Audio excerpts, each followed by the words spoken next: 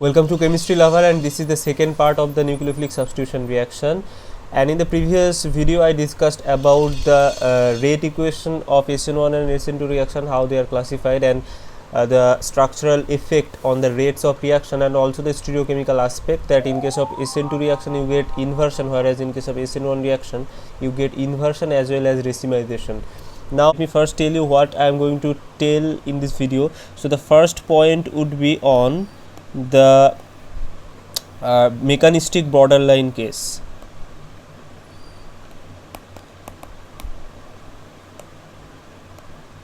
Okay, so we will see that some reactions can fall into both categories, SN1 and SN2. As you vary the reaction condition and all other things, the pathway will be changed. The second point will be retention of configuration.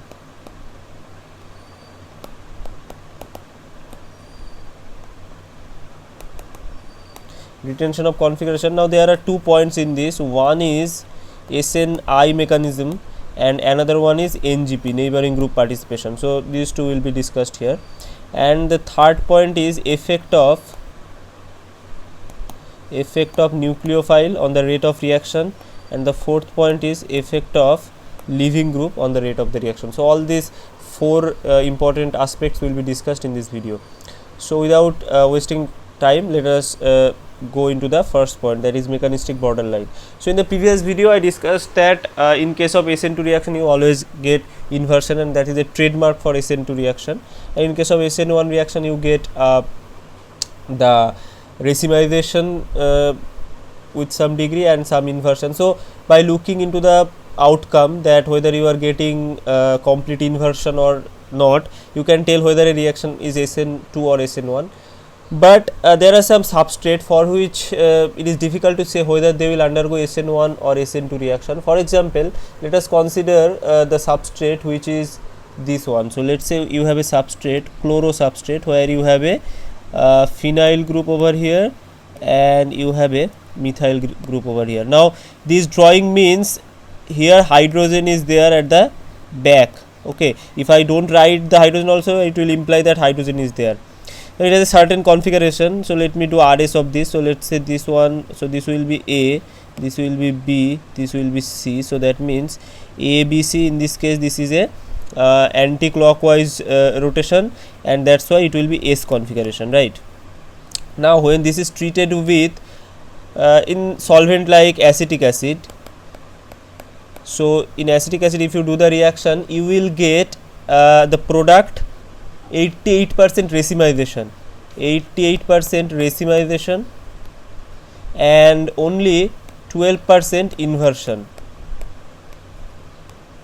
right? So only 12% inversion. Now there may be many cases. For example, it may be the reaction is going through only SN1 reaction, because in SN1 reaction we have seen that we don't get 100% racemization, rather we get some degree of inversion and some racemization. So it may be the full reaction is going through SN1 pathway, but it may also be some of the molecule is reacting through SN1 pathway and some are reacting through SN2 pathway. So both are possible, and the outcome of SN2 reaction may be this 12% inversion. So that is also possible, because this secondary substrate, this is a secondary substrate, and secondary substrates can undergo both SN1 and SN2. So it is difficult just by looking into the product distribution that whether it is SN1 or SN2.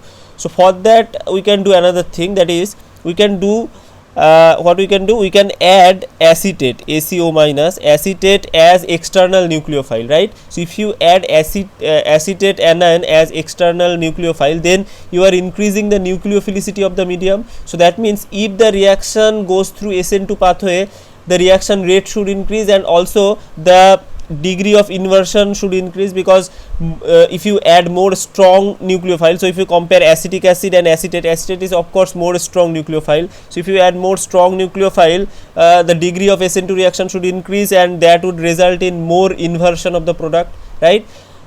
But what is seen in this case is if you add acetate anion also, then also this product distribution is same and reaction rate is not changed. So this implies that the reaction is going through SN1 pathway and not SN2 pathway. So the whole reaction is going through SN1 pathway.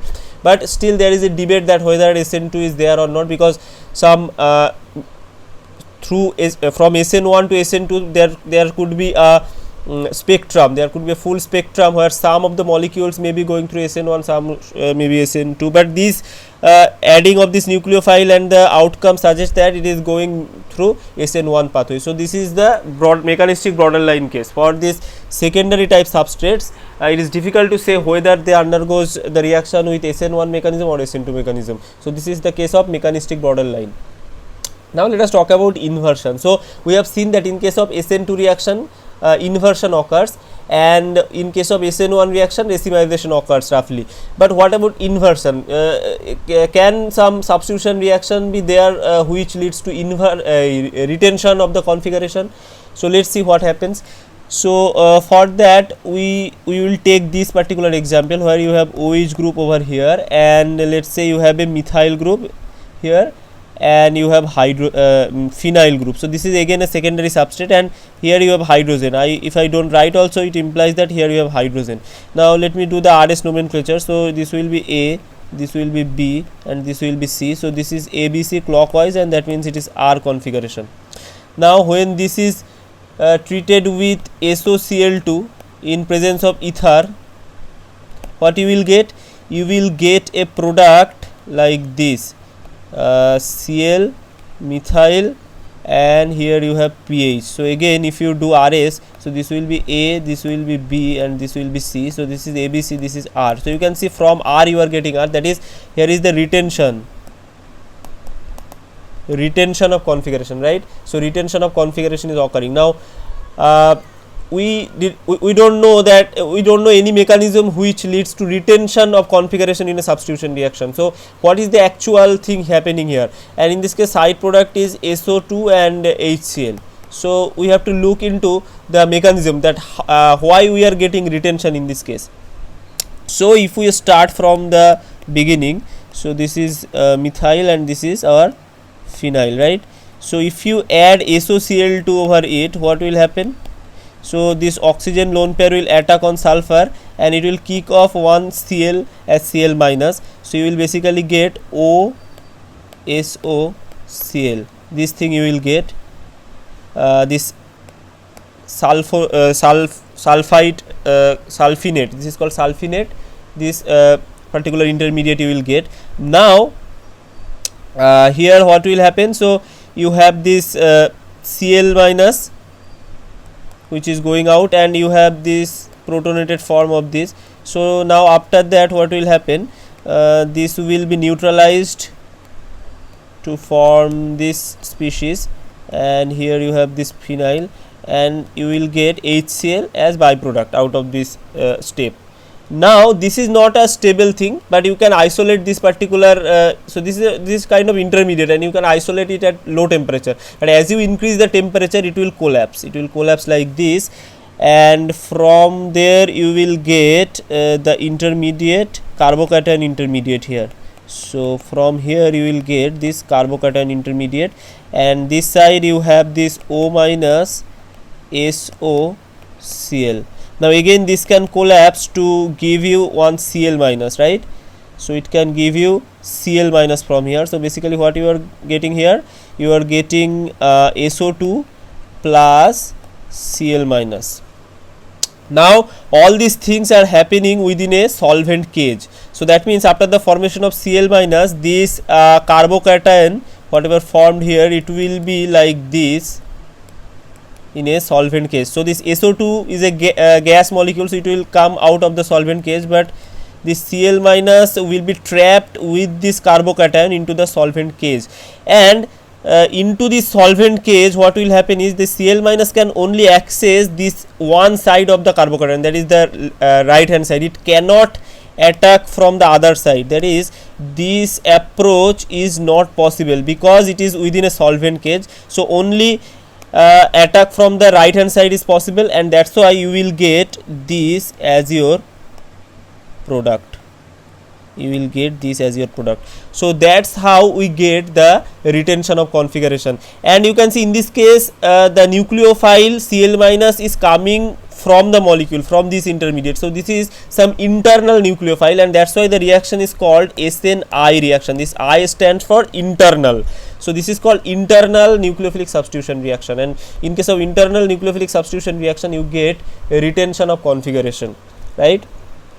Now interesting thing happens when you add, so with the same substrate, let's say you add pyridine in the reaction mixture. So instead of doing the reaction in ether, let's say you do the reaction in pyridine, or in ether you add some amount of pyridine, then you will see you will get complete inversion of the product. So you will get complete inverted product. So from this R you will now get S. Okay, so complete inversion will occur.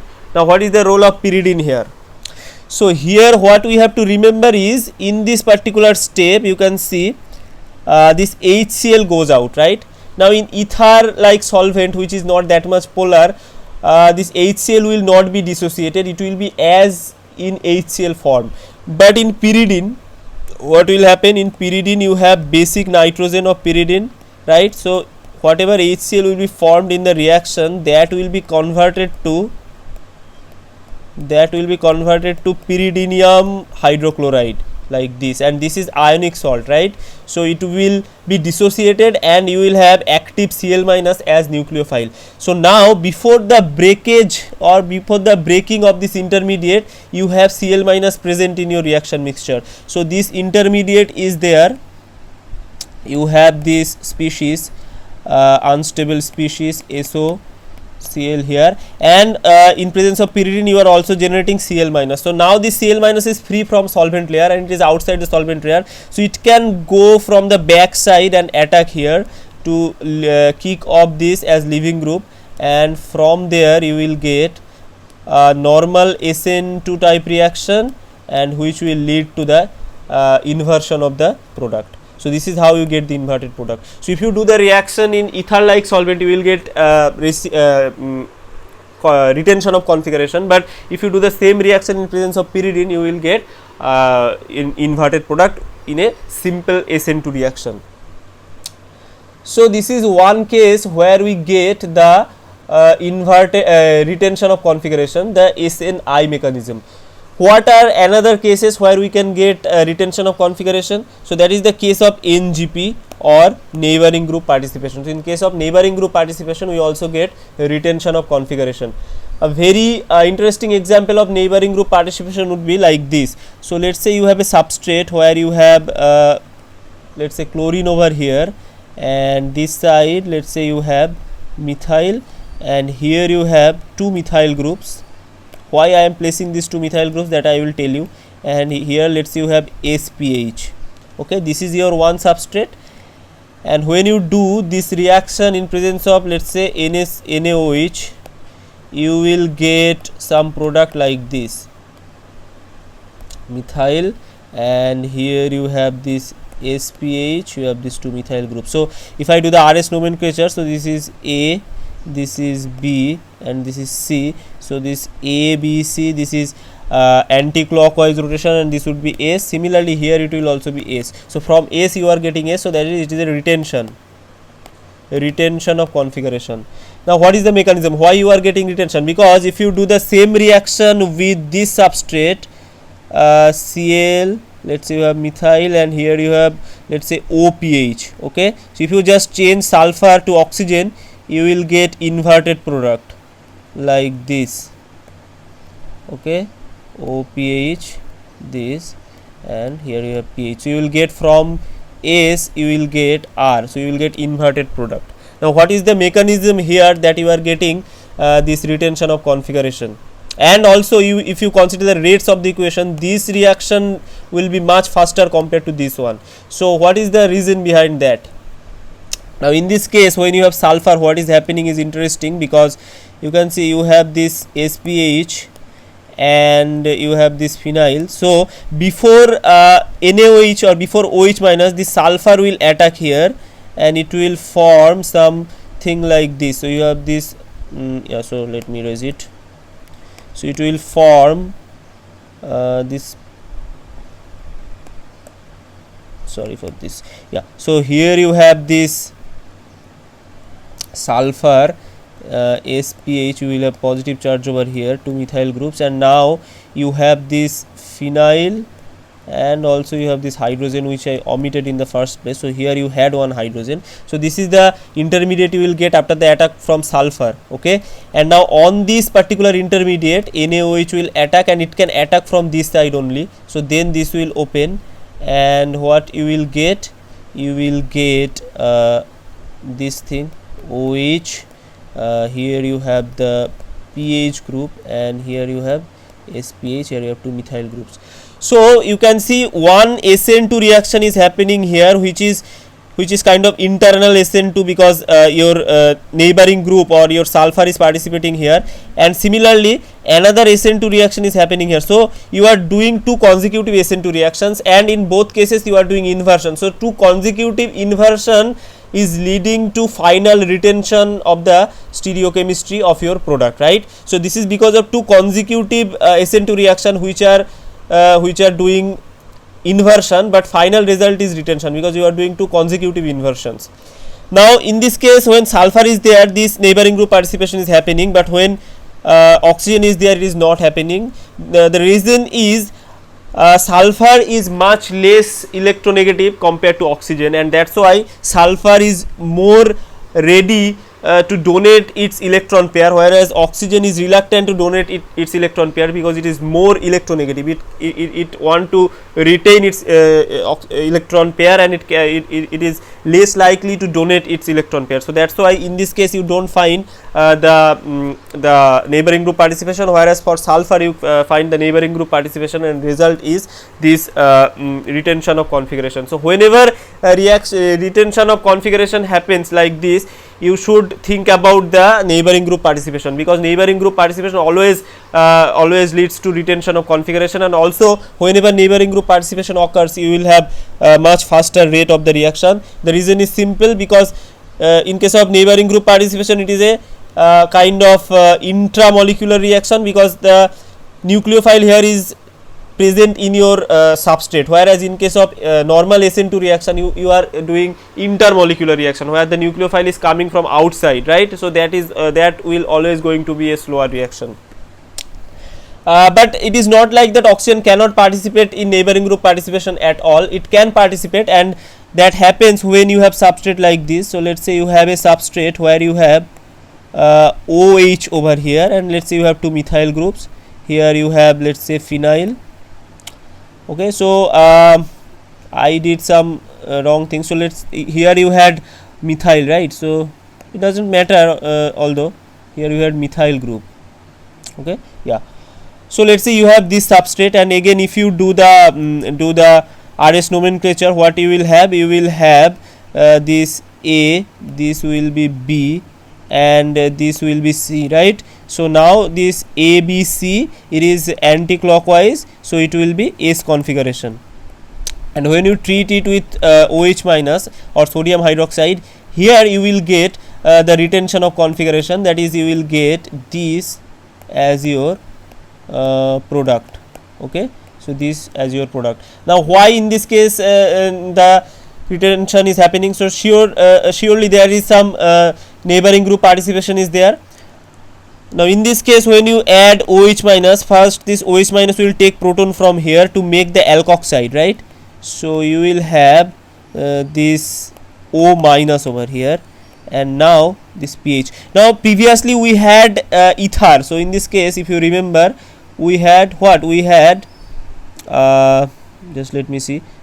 Yeah, so in this case we had this ether OPH group, and where oxygen lone pair, we said that it is reluctant to donate its electron pair. But now the situation is different. Now we have oxygen O minus, negative charge, with negative charge, and oxygen with negative charge is very much willing to donate its electron pair, so it can easily do the neighboring group participation.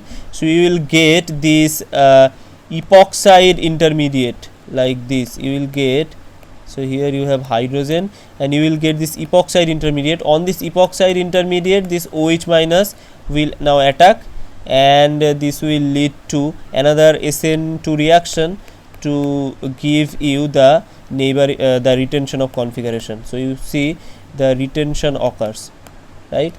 So this is how oxygen can participate. So oxygen, when it is O minus, it can do neighboring group participation, but when it is in the ether form like OPH or OME, it cannot do neighboring group participation. That you have to remember.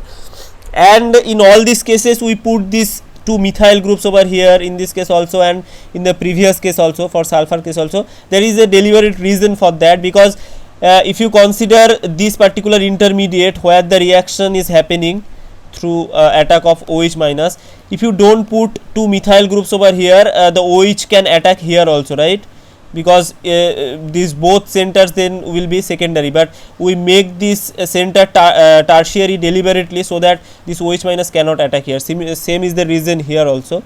If you consider this epoxide, this particular center is 2 degree, whereas this is 3 degree, and OH minus will only attack here, otherwise it will also attack here, so we cannot then distinguish our product. So for our purpose, we just put deliberately these two methyl groups over here. Now it is not like that only oxygen and sulfur do neighboring group participation. Nitrogen can also do neighboring group participation. For example, when you have substrate like NH2 or NR2 group over here, and you have this let's say methyl, so then what happens, this nitrogen do the neighboring group participation first, and it will form this aziridinium, so this NR2 plus this aziridinium intermediate, and on this intermediate your nucleophile will attack to open it, and it will give you the product like this. Okay, so you have two methyl groups and NR2. So this is how the retention occurs. But if you compare the rates with sulfur and NR2, of course the rate for sulfur will be much higher, because nitrogen is more electronegative than sulfur, and that's why it has less tendency for this neighboring group participation. Another example of neighboring group participation is seen when you have substrate like this OH, that is adjacent acid, that is halo acids. These are basically halo acids, and in this case also, if you put OH minus, first what will happen, the deprotonation will occur from here. Okay, deprotonation will occur from here, you will have O minus, and now it will do attack over here. So this is kind of SN2 attack, and from here you will get this intermediate. On this intermediate, now your OH minus can attack to open it, and the product what you will get is this one. Okay, so again this is a case of retention. So in all these cases retention occurs. Another example I am going to discuss, which will be the last example of neighboring group participation, and that is, let's say you have bromine over here, and this side you have this phenyl, here you have two groups, methyl groups maybe, and here you have this let's say you have this benzene ring. Okay, so this is neighboring group participation by aromatic ring. So what happens is, this aromatic ring can attack over here to kick off this Br as Br minus, and here you will have some intermediate like this. So let me draw it properly. Yeah, so phenyl will be on this side, and you will have something like this. Okay, so you have this positive charge over here. Yeah, so this is the thing. Now on this particular intermediate, OH minus can attack over here, and that will clip this bond, so it will get back its aromaticity, and you will have the product like this. So again the retention of configuration occurs, you can see. And this is so now if you consider some little bit different substrate, where let's say you don't have any stereochemistry involved like Br, and you have one phenyl group over here.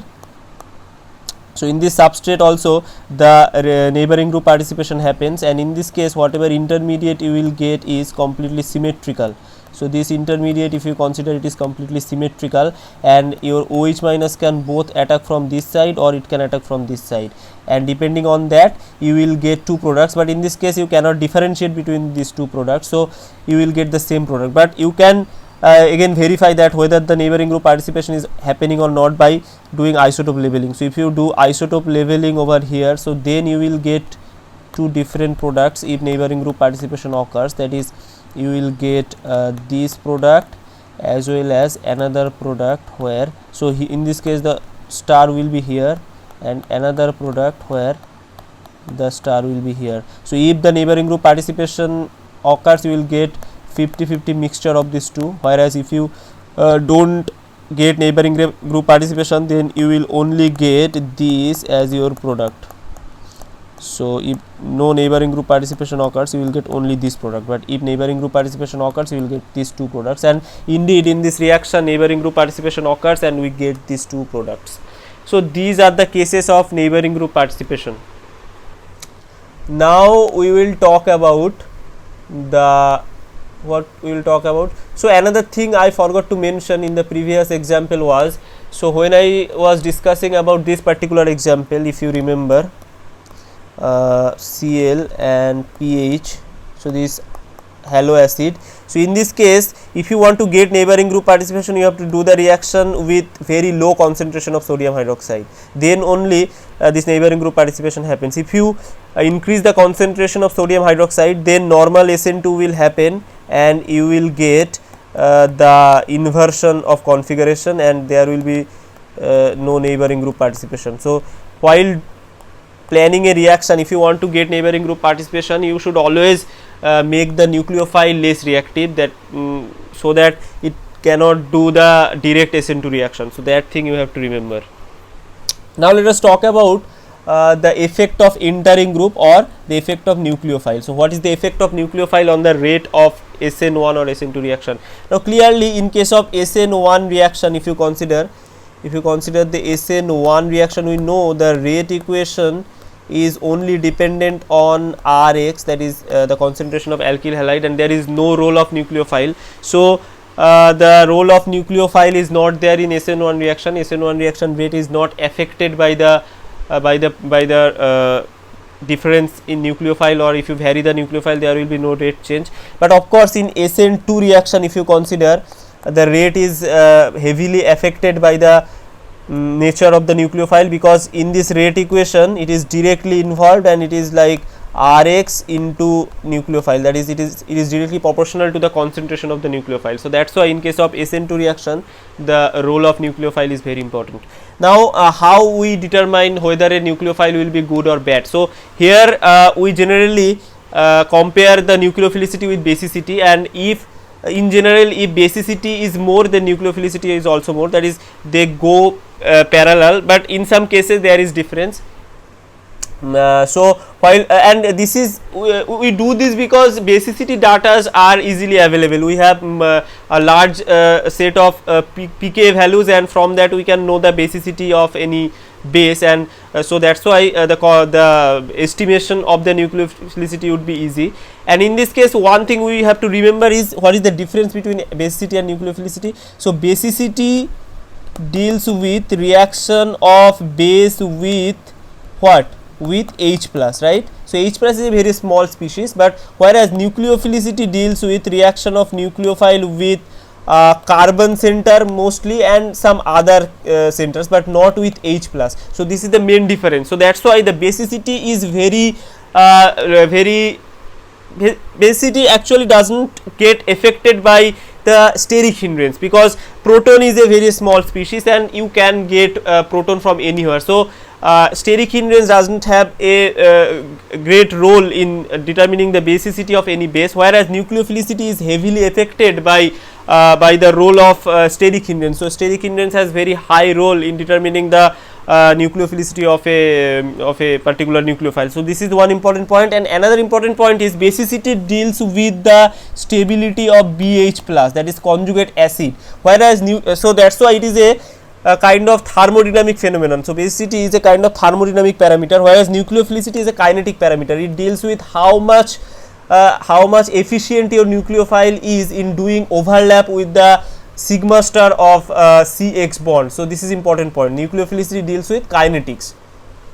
So now what we see that in case of a series of base, let's say ETO minus, then PHO minus, and MECO2 minus, and NO3 minus. In these cases, what we will see is the basicity order will be like this.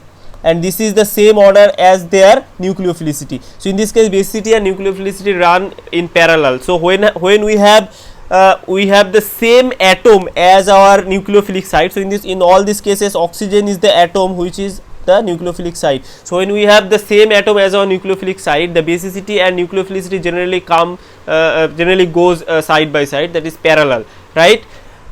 But this is not always the case. In many cases we can have a base which is more basic but strong but not strong nucleophile, right?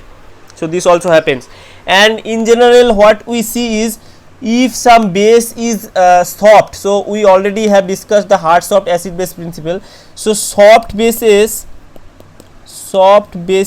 are better nucleophile, right? For example, if you compare the halogen series, that is I minus, then Br minus, then Cl minus and F minus, if you compare, so you know that iodine is the softest, and then bromine is slightly harder, chlorine is much harder, and fluoride is the hardest, and their nucleophilicity order is also like this. Okay, so in this case we see that because iodine is softer, it is more nucleophilic, right?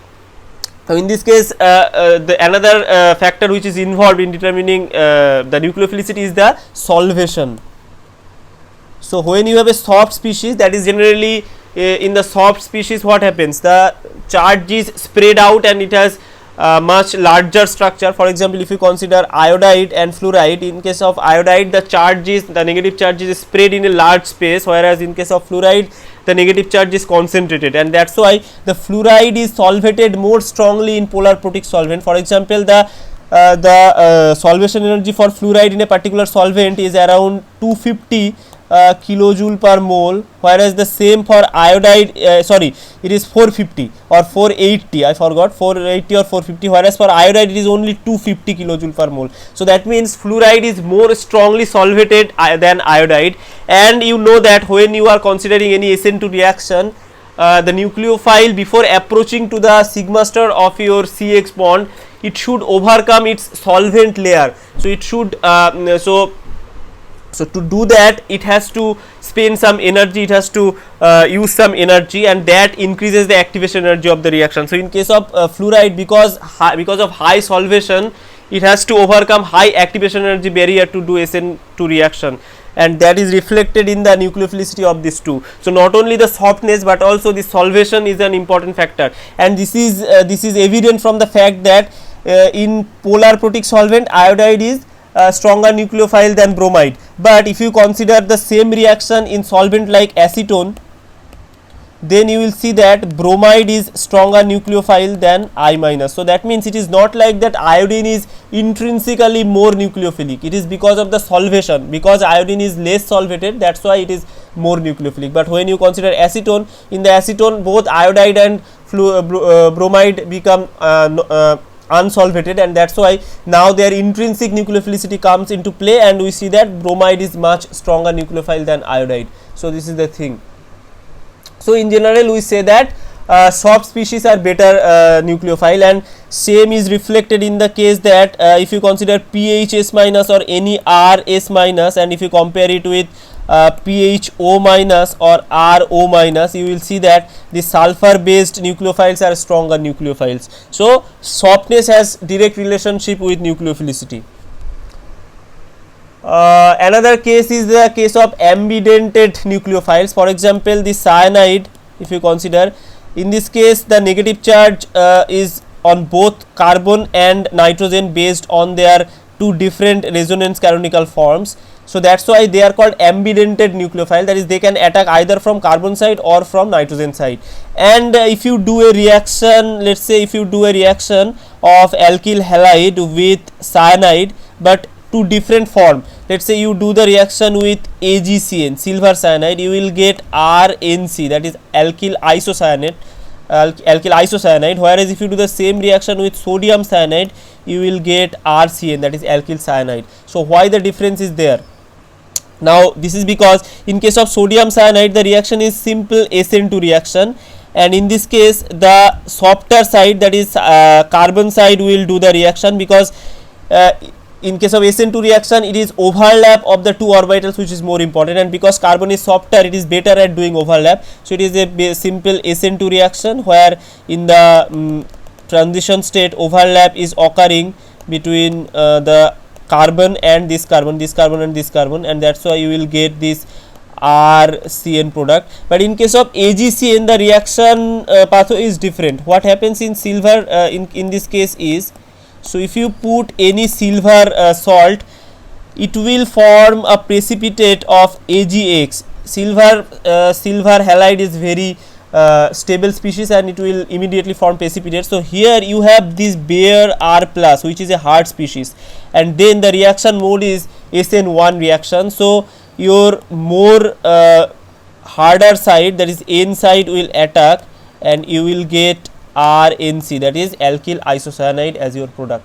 So because of the change of the reaction mode, you are getting two different products. Similar thing is happen when you do the reaction of alkyl halide with, let's say you do the reaction with NO2 minus, but you do the reaction in SN1 reaction condition, then you will get the attack from hard side, that is oxygen side, and you will get RONO, that is alkyl nitrite. Whereas if you do the same reaction with NO2 minus, but now in SN2 reaction condition, then you will have the product of nitrogen attack, that is RNO2, and this is attack from the soft side, right? So this is the case of ambidented nucleophiles. There are several other ambidented nucleophiles there, you can read from books.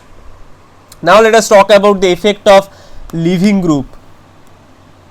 Effect of leaving group on the rate of SN1 and SN2 reaction. So in case of nucleophile, we have seen that SN1 reaction is not affected by the nature of the nucleophile, but if you consider leaving group, both SN1 and SN2 are affected by the nature of the leaving group, because in the rate determining step of both SN1 and SN2 the presence of leaving group is there, that is the RL bond. Breaking of RL bond is involved in both rate determining step of SN1 and SN2 reaction. So leaving group is important for both SN1 and SN2. Now while considering the nature of leaving group, how it will be, we have to consider four factors. The first one is the strength of RL bond. The second one is the polarizability.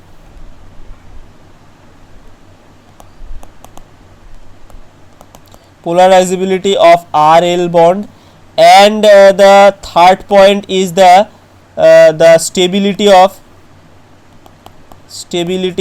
L minus, because L will go as L minus, and the fourth point is the solvation of L minus. Basically these two are related, solvation of L minus, but L minus can have intrinsic stability due to resonance stabilization also.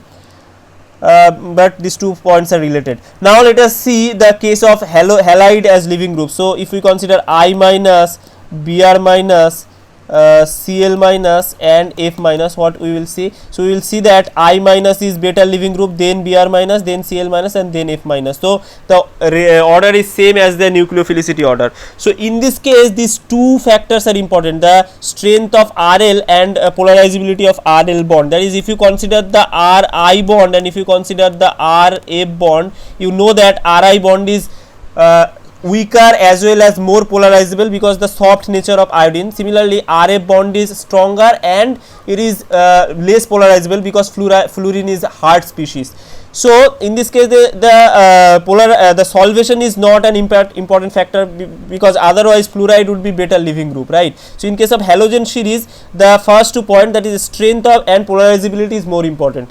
But if you consider oxygen based leaving groups, for example tosylate, let's say you consider tosylate SO3 minus, paratoluene sulfonate, and if you consider other groups like triflate, so let's say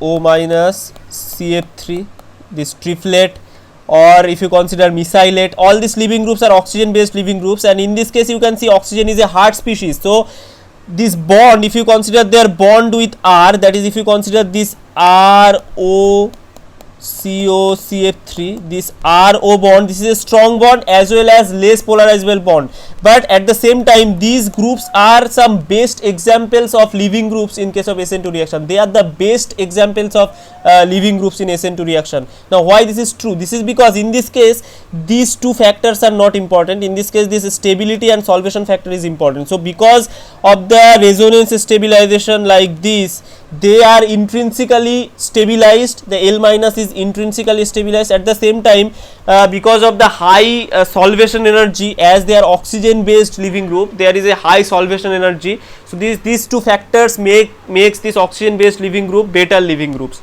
Okay, so when we consider halogen, we have to consider the first two factors, the polarizability and bond strength, but when we consider oxygen based leaving group, we have to consider about their stability and solvation. Similarly, we know that this OH minus, this OR minus, then NR2 minus, they are the worst leaving groups, right? They are the worst leaving groups possible. This is because both reasons are there. As this OROH bond, these are strong and non-polarizable bonds. At the same time, this OH minus is not intrinsically that much stable. So both factors makes them bad leaving groups. Okay. Now that iodide is a beta leaving group, we use this factor in different ways. For example, if you consider a substrate like this, let's say RCl, and if you want to do SN2 reaction on it, the reaction will not be very fast, it will be a slow reaction. But if you do the same reaction in presence of I minus, the reaction will be faster. Why? Because we know iodide is a beta nucleophile, so it will first attack in a faster way on the substrate to convert it to different halide, and then because it is again a good leaving group, so OH minus can easily kick off it to give you the desired product, the alcohol. So in this case, because iodide is beta nucleophile as well as beta leaving group, we use these two factors in combination, and this is called nucleophilic catalysis by iodide. So this is done in different synthetic reactions, and it has widespread use in organic chemistry. Also, we can convert the bad leaving groups like OH into good leaving groups by converting it to some other leaving groups. For example, if you treat this with tosyl chloride, we will convert it to OTS, and we know that OTS is a very good leaving group. So we can now do SN2 reaction. We can just protonate it to make this OH2 plus, and that now it become a beta leaving group to give R plus. Okay, so just protonation will make it a good leaving group. Another example is hydrolysis of ether. So you know ether are very unreactive species, but if you treat ether with HI, because HI is a very strong acid, it will protonate the ether, and now it becomes a leaving group. So I minus now can attack on R, and you can have SN2 reaction to have this ether hydrolysis.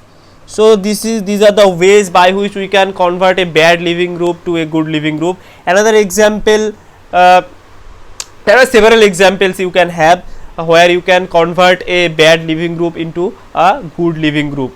So here I will finish this video, second part of nucleophilic substitution reaction. In the next part I will discuss about some important examples and some miscellaneous topics regarding this SN1 and SN2 reactions. So if you like this video, give a thumbs up.